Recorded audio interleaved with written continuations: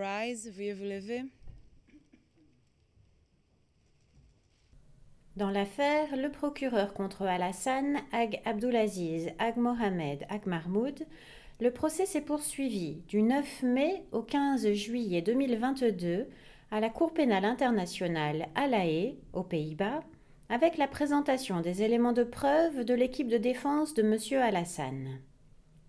M. Al-Hassan est accusé de crimes de guerre et de crimes contre l'humanité qui auraient été commis contre la population civile de Tombouctou, au Mali, en 2012 et 2013, dans le cadre d'une attaque lancée par Al-Qaïda au Maghreb islamique, dit AQMI, et par un mouvement touareg affilié appelé Ansar Dine. M. Al-Hassan a été membre d'Ansar Dine et aurait été commissaire de facto de la police islamique. La Chambre de première instance 10 de la CPI a, depuis le début du procès en juillet 2020, entendu 52 témoins appelés par l'accusation, ainsi que 2 victimes présentées par les représentants légaux des victimes.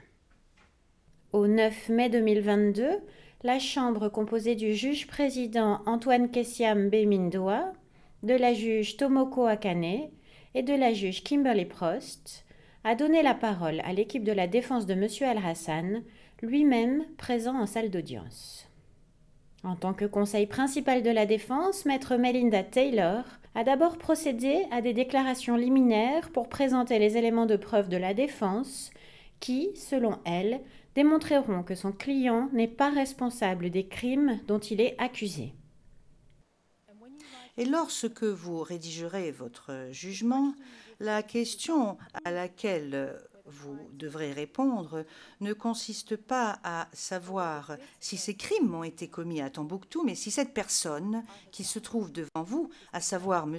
Al-Hassan, doit porter la responsabilité de ces crimes et si c'est bien lui et seulement lui qui devrait être puni. Ce que nous avançons, ce que nous présentons et les éléments de preuve que nous vous présenterons vous prouveront que cela n'est pas le cas. Al-Hassan ne devrait pas être condamné parce qu'il se trouve qu'il a vécu au mauvais endroit, au mauvais moment et avec une appartenance ethnique erronée.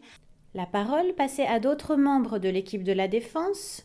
Il a également été présenté que la thèse de l'accusation selon laquelle un plan commun ou une politique organisationnelle impliquant le mariage forcé de femmes avec des membres d'Ansar Dine n'aurait jamais existé. M. Al-Hassan n'est pas poursuivi pour avoir personnellement forcé une femme à se marier, ni d'avoir commis de viol ou réduit de femmes en esclavage sexuel. Il est poursuivi pour avoir contribué à la mise en place d'un système de mariage forcé et d'abus sexuels de femmes à Tombouctou en 2012. La défense vous soumet qu'en fait, un tel système de mariage forcé n'a pas existé. Si certains mariages ont été en effet conclus entre la population locale et des membres de l'organisation, alors qu'Ansar Dine était présent à Tombouctou, ça ne s'inscrivait pas dans un plan commun ou une politique organisationnelle. Ce sont des mariages ordinaires, tels qu'ils étaient conclus à Tombouctou avant l'arrivée d'Ansar Dine. M. Al-Hassan n'a certainement pas contribué à l'instauration d'une telle politique organisationnelle ou de plan commun pour forcer des femmes à se marier à leurs membres, ou pour abuser sexuellement des femmes de Tombouctou. Il n'y a pas non plus l'ombre d'une preuve qui permet d'établir que M. Al-Hassan avait la connaissance de telles allégations. Par la suite, la défense de M. Al-Hassan a débuté l'audition de ses premiers témoins avec des témoins experts et des témoins protégés. En présentiel, depuis la salle d'audience, les témoins ont pu bénéficier partiellement ou en intégralité de mesures de protection impliquant le recours à un pseudonyme, le floutage de l'image, la distorsion de la voix ou encore le recours à des huis clos partiels, le tout afin de préserver leur identité. Tous ont d'abord été interrogés par la défense, puis par les membres du bureau du procureur et, sur autorisation de la Chambre par les représentants légaux des victimes. Les 5 premiers témoins ont tous été des témoins experts appelés à comparaître pour leurs connaissances et évaluations sur des sujets précis. Sont ainsi apparus devant la Chambre M. Nikolaos Kalantzis, expert en écriture médico-légale, pour parler de la méthodologie employée par le bureau du procureur au sujet de l'évaluation médico-légale de certaines écritures manuscrites. Dr Brian Sommerlad, un chirurgien plastique, pour parler de la cohérence des cicatrices avec les récits fournis par différents témoins de l'accusation. Dr Juliette Cohen, un médecin légiste, pour parler des lésions physiques que M. Al-Hassan aurait subies au cours de sa détention au Mali avant d'avoir été remis à la CPI. Et le Dr Charles Morgan, professeur associé de psychiatrie, pour parler de l'impact des situations de stress non contrôlées sur la mémoire et les facultés cognitives, en plus d'une analyse des interrogatoires auxquels ont été soumis M. Al-Hassan et le témoin P0626. Le docteur Catherine Porterfield a quant à elle, en qualité de psychologue clinicienne et judiciaire, été interrogée sur les potentiels traumatismes de M. Al-Hassan liés à sa détention par les autorités maliennes, où il aurait, comme l'avance la défense, été torturé. Dr Porterfield, à la demande de la défense, a évalué les conditions de santé psychologique de M. Al-Hassan et a produit un rapport pour lequel elle s'est expliquée devant la Chambre. Question. Sur la base de votre évaluation de M. Al-Hassan et des documents qui vous ont été remis, est-ce que vous avez conclu que Al-Hassan avait vécu un stress incontrôlable et imprévisible alors qu'il était détenu à Bamako? Réponse oui, c'était ma conclusion. Ce serait ma conclusion. Question. Et est-ce que cela incluait le fait ou le moment où il a été interviewé par des enquêteurs de la CPI dans un endroit séparé pendant qu'il était détenu à Bamako? Réponse. Est-ce que vous pourriez répéter votre question pour savoir ce que vous demandez exactement? Est-ce que c'était simultané? Je n'en suis pas sûre. Question. Est-ce que votre avis, à savoir qu'il a vécu un stress incontrôlable ou imprévisible, inclut également la fois où il a été interrogé par les enquêteurs de la CPI dans un bâtiment séparé alors qu'il était détenu dans le même centre de détention à Bamako? Réponse oui, je dirais que pendant ces interrogatoires et pendant cette période, il faisait l'objet d'un stress incontrôlable et imprévisible. Et donc, les interrogatoires étaient une autre source de ce type de stress. Et il ne faut pas oublier qu'il y a eu de multiples types d'interrogatoires en même temps, c'est-à-dire pendant la même période de temps avec de multiples équipes. Donc, tous ces interrogatoires sont des sources potentielles de stress, ce qui nous ramène à la raison pour laquelle la torture est quelque chose de si dévastateur, parce que la personne internalise dans son corps que les interrogateurs, les gens sous la garde desquels il se trouve, vont continuer à lui faire du mal et continuent de lui faire du mal. Aux questions de l'accusation, le Dr Porterfield a été amené à fournir de plus amples détails sur les critères d'évaluation auxquels elle a eu recours pour produire son rapport. Et si la greffière d'audience pouvait descendre jusqu'à ce que l'on commence par le paragraphe qui se lit lors du deuxième jour dans sa cellule, Dr Porterfield, je vais vous demander de regarder ce paragraphe à partir au deuxième jour dans sa cellule jusqu'à la fin où il est dit la cellule était devenue très sale avec 12 hommes qui se partageaient 3 seaux pour leurs besoins. Ai-je raison de dire que dans différentes parties de votre rapport, nous ne voyons pas décrire ce que M. Al-Hassan a rapporté, mais que c'est plutôt comme un récit des faits? Est-ce que c'est exact? Réponse oui, je dirais que le format du rapport tel que je l'ai présenté, c'est son rapport de ce qui lui est arrivé et j'ai utilisé un langage dans ce sens. Je pense que il faut que ce soit. Je pense que j'ai dit cela clairement au début du rapport. Question. Docteur Porterfield, n'est-il pas exact que votre analyse et votre évaluation concernant les causes potentielles de traumatisme et de stress de l'accusé est basée sur les faits tels qu'il vous les a décrits en grande partie? Est-ce exact? Réponse, c'est exact. Question.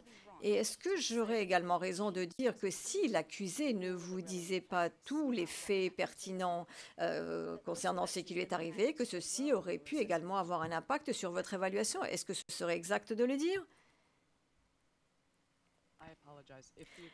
Réponse. Excusez-moi, si l'accusé ne partageait pas des informations en laissant tomber des choses, c'est ce que vous voulez dire? Question exacte. Réponse, oui. Les 7 autres témoins appelés par la défense ont tous été des témoins protégés pour pouvoir partager avec la Chambre ce qu'ils savent de par ce qu'ils ont vu ou entendu lorsqu'ils étaient eux-mêmes présents en 2012 à Tombouctou, au Mali. Le témoin D0272 a ainsi parlé de ce qu'il savait du mariage entre les femmes de la population locale et les hommes de groupes armés. Les témoins D0540 et D0529 ont parlé de la présence de l'armée malienne dans la ville. Madame le témoin D0315 sur ce qu'il est arrivé aux membres de sa famille et sur la tenue vestimentaire des femmes. Madame le témoin D0512 a également parlé plus en détail de la condition des femmes à Tombouctou.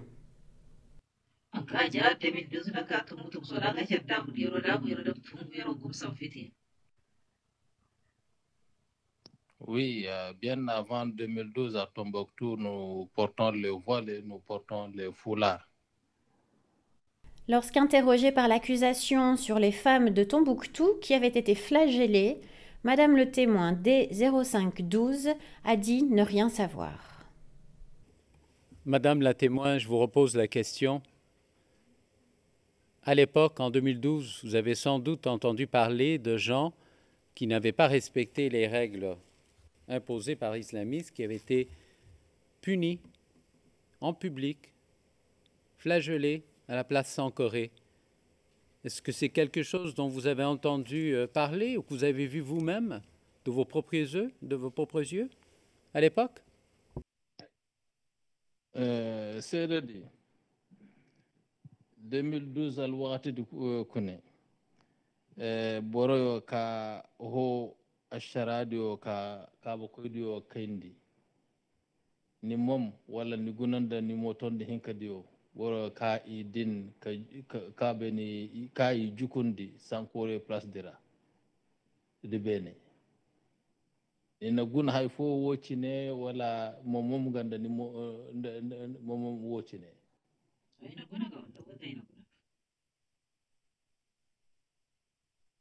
Non, je n'ai pas vu. Je n'ai pas vu ça. Vous n'avez pas entendu parler de ça non plus?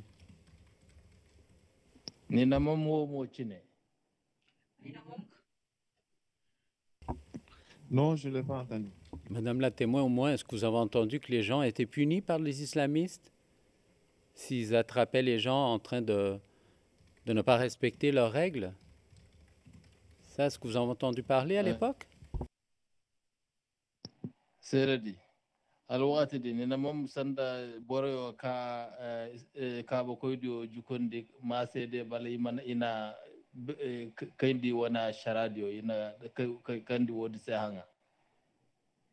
Enna mom gabe oye ka ko koraka jukundi yer ken la ko ire didai jedi ka ko koraka hiro islamiste diar wodi bina sai se islamiste yadda islamiste de kel guna ni ka daga wori ko ko ni har yasa almisili ya bodi madabul bomadi ya bodi madamu waju ri bisa me oye kurka jukundi ne kibara oye da ka fanshi ko ire di boraliya wodi ne ki islamiste ya gasar wodi se islamiste ya. De la part des islamistes, nous, on n'a pas vu cela. Mais ce sont les gens qui ont fini, les gens de la ville même qui ont fini par intégrer les groupes-là qui nous ont fait subir ces règles-là. Sinon, les islamistes, quand ils venaient, ils nous disaient, bon, la manière dont vous êtes couverts, c'est déjà bon, vous êtes des islams. Mais les gens qui ont fini par intégrer le groupe, c'est eux qui nous ont fait subir ces problèmes, en vengeance, en termes de vengeance.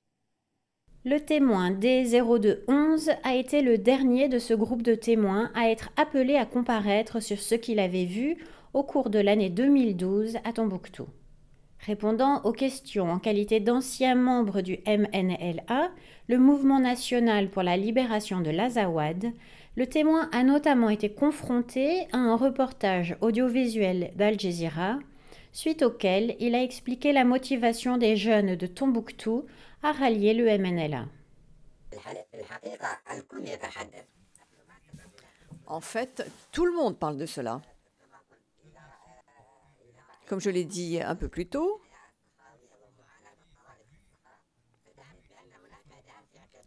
si vous voyez la façon dont les Touaregs souffrent dans le désert, c'est bon, une raison suffisante pour eux pour rallier les mouvements nationaux. Ils essayent donc d'établir les droits des citoyens qui vivent dans le pays. Donc la raison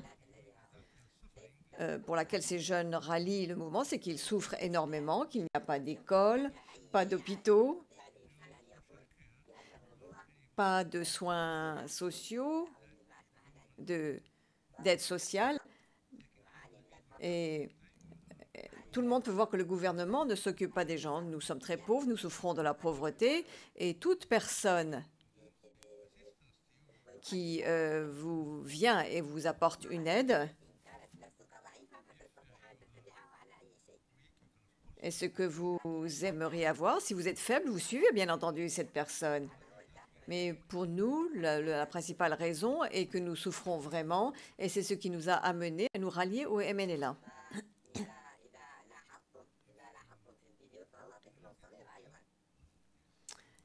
Réponse. Si vous regardez la vidéo, cette personne est très jeune. Et il est devenu un homme parce que son père était malade et du coup, il est celui qui a dû veiller à la famille et qui doit donc s'occuper de sa mère, de ses frères et sœurs, qui doit les aider, qui doit leur apporter de la nourriture. Et les animaux sont en train de mourir. Et la pauvreté s'étend très rapidement. Donc la seule façon pour eux était de demander à Dieu de les aider et de faire quelque chose, et en même temps de faire quelque chose pour changer la situation. La plupart de ces personnes ont rallié le MNLA parce qu'elles savaient que c'était un mouvement qui essaye de les aider à établir leurs droits et que ce mouvement a des droits, enfin se bat pour leurs droits, et que ce sont des personnes qui sont des citoyens du pays qui rallient ce mouvement. Au bureau du procureur, le témoin D0211 a donné plus de détails sur ce qu'il avait vu et entendu, mais également la période de temps durant laquelle il avait été présent à Tombouctou, soit entre février et juin 2012. Monsieur le témoin, vous l'avez appris ça, que M. Alassane, il avait participé à des flagellations à Tombouctou en 2012, n'est-ce pas?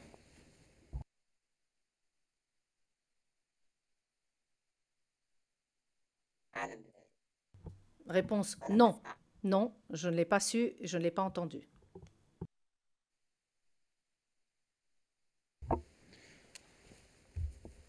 Donc, c'est aujourd'hui dans cette salle d'audience, c'est la première fois que vous entendez ça. C'est par ma bouche que vous apprenez ça. C'est ce qu'on doit comprendre? Réponse oui. La question de la flagellation, je l'entends de vous pour la première fois.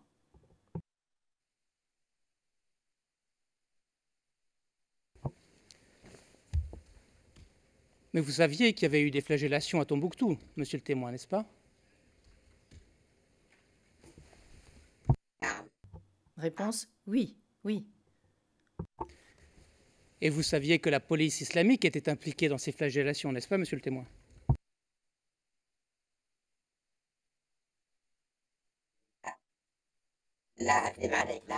je ne vais pas vous mentir. Je ne sais pas qui était impliqué dans cela. Je n'étais pas avec eux, je ne connaissais pas leur système, le système de leur fonctionnement. Au 15 juillet 2021, un total de 11 témoins appelés par l'équipe de la défense de M. Al-Hassan a comparu devant la Chambre de première instance 10 de la Cour pénale internationale. Le procès dans l'affaire Le procureur contre Al-Hassan se poursuivra après la pause des vacances judiciaires.